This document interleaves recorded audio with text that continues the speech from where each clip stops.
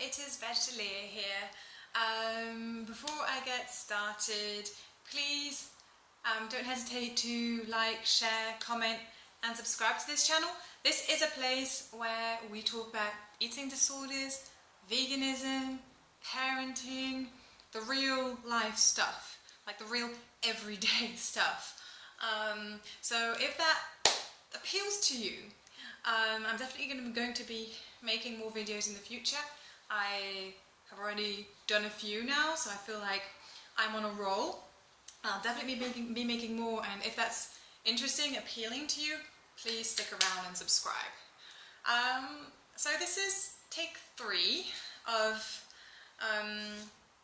videos for Eating Disorder Awareness Week. So if you're not aware, this week I am trying to make one video a day for 5 days in honor of Eating Disorder Awareness Week, and I'm trying to talk about topics that seem important to me, and if not, well, I mean, on the videos I won't be just talking about specific topics. I'm trying to do things that are fun or things that are maybe eye-opening. Stick around for more. And the topic of today is, do eating disorders have a look? Do people who have eating disorders need to look a certain way? Because I feel like society has ingrained this in us that, oh yeah, eating disorders are a skinny white girl kind of thing. And I think that's extremely problematic, because we have basically boiled eating disorders down to a physical problem. We only define people, or we can only accept that people are eating disordered if we can see it physically. When the reality of the matter is that eating disorders are a mental problem that results in physical manifestations, physical symptoms, that can be a whole array of different symptoms, not just being skinny. But the primary problem is a mental issue. Something going on in here that triggers mechanisms that make something happen in here. And we too often forget about that. And that, in our heads, it's like, oh yes, eating disorders are just anorexia. People seem to ignore or maybe not know about, or I don't know what it is, but to people an eating disorder is an excessively thin person, and preferably a person whose life is endangered. As in, they look Auschwitz kind of skinny. In reality, that is not reality. In reality, there are people with eating disorders of all shapes and sizes, and it's not just because there are some eating disorders where you overeat and some where you undereat. You can actually be obese and anorexic. I'm going to speak from personal experience here.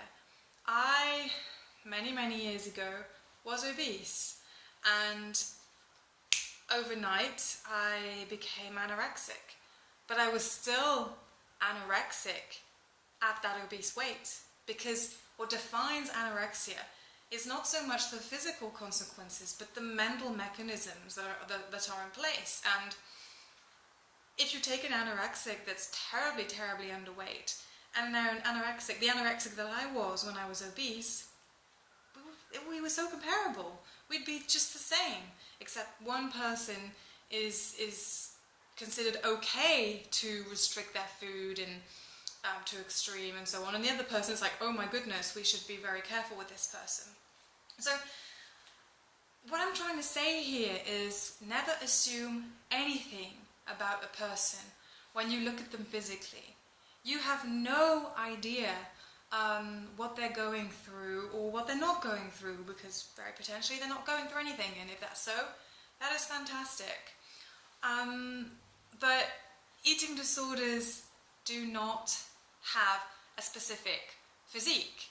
I'm going to take my case again. At this point in time, I think I am more recovering from anorexia, potentially bulimia, but I don't know whether it's more anorexia, binge purge type, or bulimia, but some kind of restrictive eating disorder, and yet I'm not stick thin because my body, I can guarantee you, I have starved myself for weeks on end, doing up to 10 hours of exercise a day. My body, for some reason, because it's trying to keep me alive, will never be skeletal. It just will never be. That's just the way it is. I have to accept that because it's not healthy for me to be skeletal. But then that would also mean that however little I ate, I would never have the anorexic look. Despite that, I definitely have the anorexic mindset. Of course, I'm recovering now, so it's not like I fully have the anorexic mindset, because I'm working my butt off to get rid of all of that and to work through and digest all the mental processes behind that. And so someone looking at me outside would never think that I'm anorexic or that I'm a recovering anorexic, because I don't look the part, or at least the typical image that society has thrown at us that an anorexic person should look like. In society's view, anorexics are bone skinny, bulimics are either in that category or just normal, and then binge eating disordered people are overweight. That's how people kind of, if they even know about these eating disorders, will automatically categorize what it is to have an eating disorder like that. But that's not true. It's not true, and that's not what defines the eating disorder. What you're seeing on the outside are really just the consequences of what's going on the inside. And so what I'm going to say now was, I'm inspired to say it because a couple of days ago,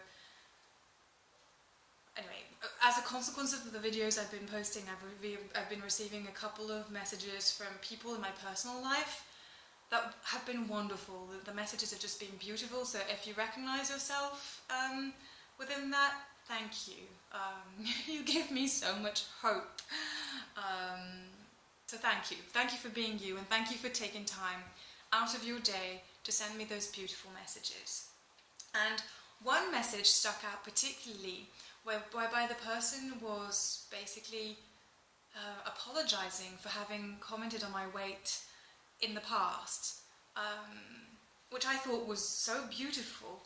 And this person said, I apologize for thinking that it was okay to do so. And oh my God, this person should go and preach this to everyone. Who are we to comment on anyone's weight? Even if we comment in a way that is, positive, like, oh, you've lost some weight, good on you. Sometimes what you're going to say that you think is positive, sadly is not. And so it might be, or it might not be. But what I mean by that is, this person has really understood it all, I think, in that respect. That really, should we be commenting on people's exterior appearance? No, because we just don't know what they're going through. Maybe they've gained a ton of weight, maybe they've lost a ton of weight, maybe either way it's good or bad, but we don't know, and we don't know what that could trigger. So I just really recommend anyone, and I try to do this myself. I mean, I don't do it. I don't think I comment on people's weight in front of them. I'm trying to think, but I don't think I have done that for years and years, but it's still I still put some thought into it. But we really should just focus on people, who they are, what they do, what they bring to this world, rather than what they look like, because what they look like is just a very, very small part of them, and at the end of the day, not the most interesting part of them. It's a small, small, small part of people, and you really don't know what someone's going through. Yeah, so that's my message for today, and also this message that eating disorders really do not have a look. They don't discriminate, sex, gender. Yeah, could be considered the same thing or not, whatever, according to your beliefs on that matter. Colour, social status, like, they don't discriminate, but they also don't all lead to the exact same consequences physically, and a person that you might never suspect of having this specific eating disorder may have it because the physical consequences of an eating disorder are really just a consequence and not the primary problem during eating disorders. And that also ties into one thing, is that also when somebody has had an eating disorder of a restrictive type, people automatically think when that person eats more and eats more like normally, as much as I hate that word, but eats food and seems to be more relaxed around food and so on, like, oh, there we go, that's that thing, that's done, basically that person is completely healed. And no, it's not. It's a really very minor part of an eating disorder, because in an eating disorder the mind gets sick way before the body, and the body recovers much faster than the mind, if you see what I mean. You might have somebody in front of you who's actually eating, but who is not yet recovered in their mind. And that is me. That is me. I am calling all the shots, eating the food, trying to like go for it, and yet my mind is still going through the ruts of anorexia. And it's getting better because I'm working, as I said, my butt off, but I'm not out of the woods yet. And this is true for lots of people. It's not because somebody is eating food after a restrictive eating disorder that they are out of the woods. So yeah, this was my take on this, and I really think the biggest take-home message is never assume anything about anyone just by looking at them.